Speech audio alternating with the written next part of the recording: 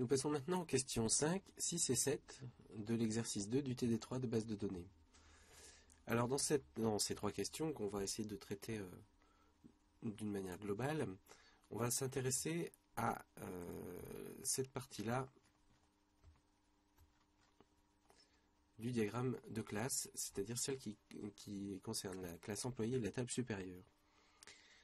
Donc si on essaie de lire ce diagramme de classe, on a la chose suivante, on a le fait qu'un employé va être sous les ordres d'un et un seul supérieur, et qu'un supérieur va donner des ordres à au moins un et au plus plusieurs employés, ce qui est normal, parce que s'il n'y en a pas au moins un, on ne peut pas tellement dire que c'est un supérieur, d'accord ? Et puis on a aussi l'association d'héritage ici, avec la flèche, qui nous dit qu'un supérieur, c'est une catégorie particulière d'employés.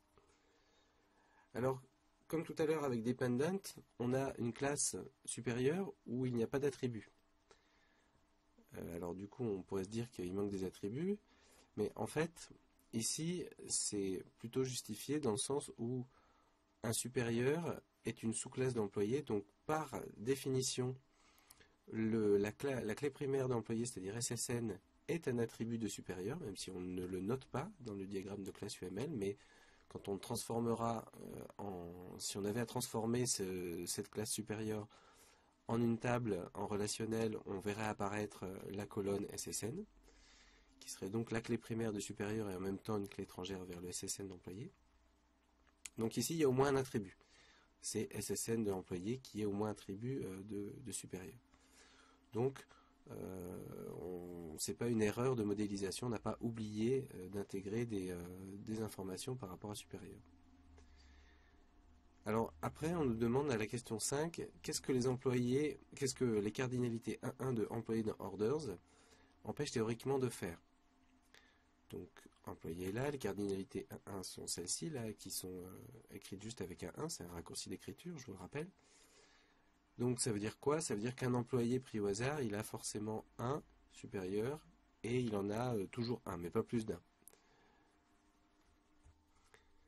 Donc les cardinalités minimales, les cardinalités 1.1 de employé d'un supérieur vont empêcher l'existence dans la base de données d'un employé qui n'aura pas de supérieur.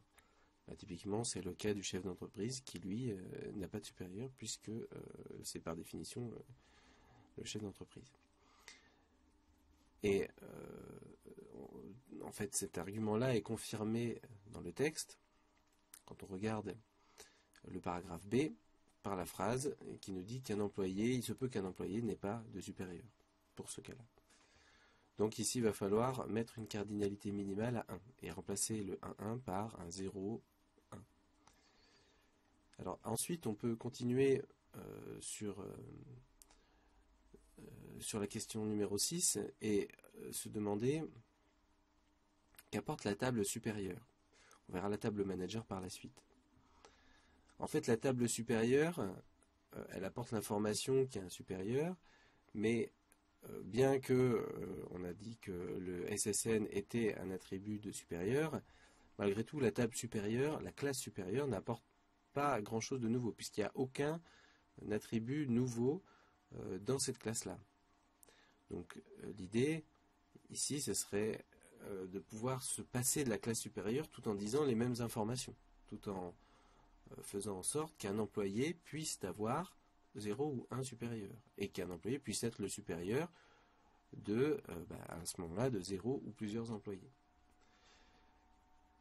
Eh bien, en réfléchissant un peu, on se rend très vite compte qu'en fait, ici, on a modélisé la situation de manière un petit peu compliquée, et que simplement une association réflexive entre employé et employé, donc, puisqu'elle est réflexive, suffit largement avec les rôles classiques. On peut se référer au cours pour avoir un exemple du même type. Donc voilà, un exemple typique avec la notion d'employé, toujours pareil. On a un employé qui va être le subalterne de 0 ou 1 autres employés, et un employé qui pourrait être le supérieur de 0 ou plusieurs autres employés. L'association est binaire, réflexive parce qu'elle associe une classe avec elle-même, et on lui donne un nom, par exemple le nom hiérarchie.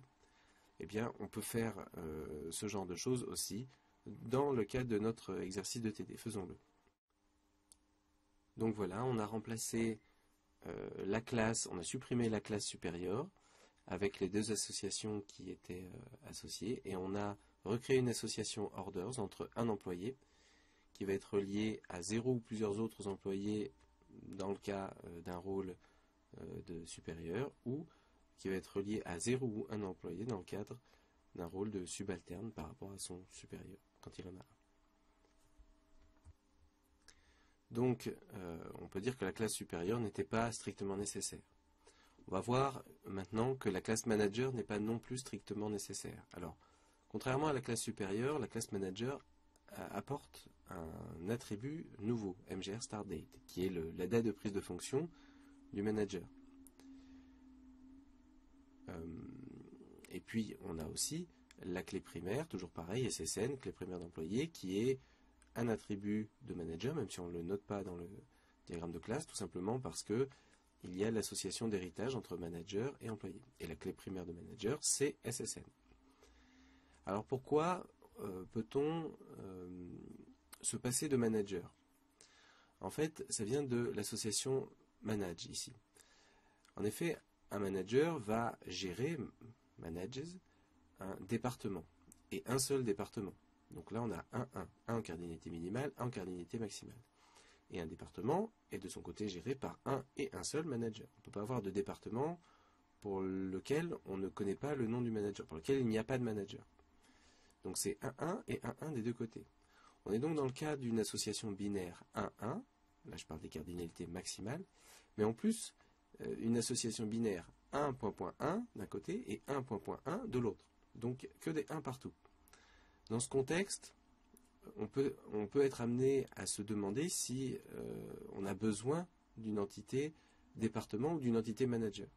Alors département, on a vu qu'on avait des numéros de département, des noms de département, que c'était lié avec des localisations, donc a priori la table département, on ne va pas pouvoir la supprimer facilement. Mais par contre, les managers, puisqu'il n'y en a qu'un, est-ce qu'on ne pourrait pas en faire un attribut de la table department,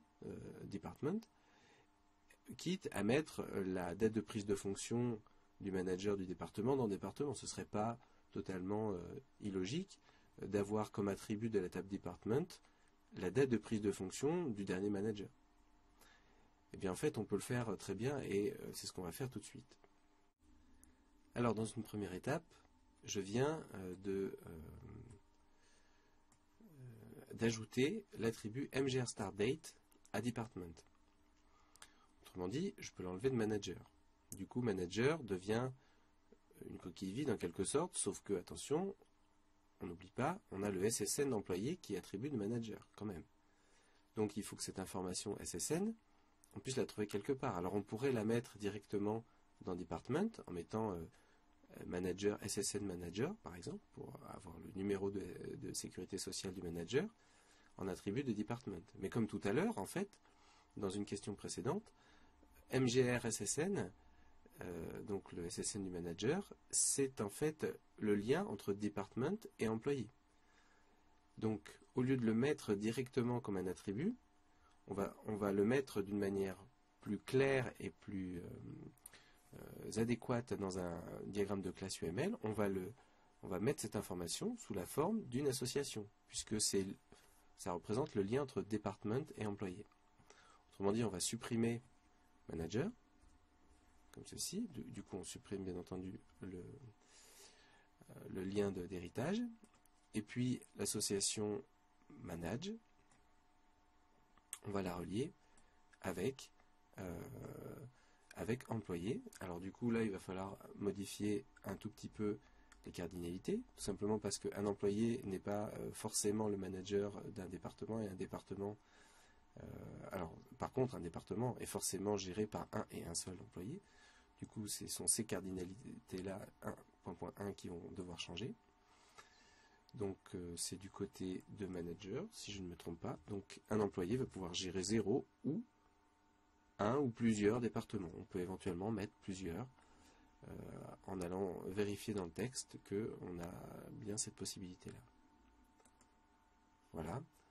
On a donc un employé qui peut gérer entre 0 et plusieurs départements. Et un département est lui géré par un et un seul employé.